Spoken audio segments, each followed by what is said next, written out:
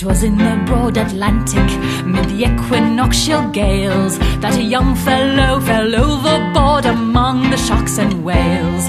And down he went like a streak of light, so quickly down went he, until he came to a mermaid at the bottom of the deep blue sea, singing, "Rule Britannia, Britannia, rule the waves. Britons never, never, never shall be married to a mermaid at the bottom of the deep blue sea."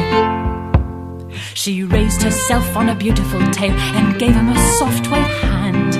"I've long been waiting for you, my dear, now welcome safe to land.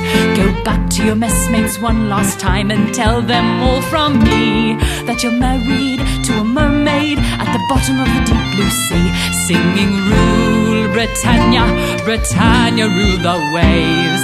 Britons never, never, never shall be married to a mermaid at the bottom of the deep blue sea."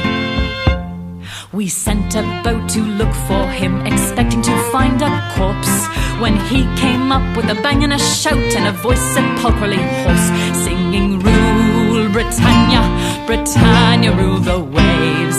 Britons never, never, never shall be married to a mermaid at the bottom of the deep blue sea."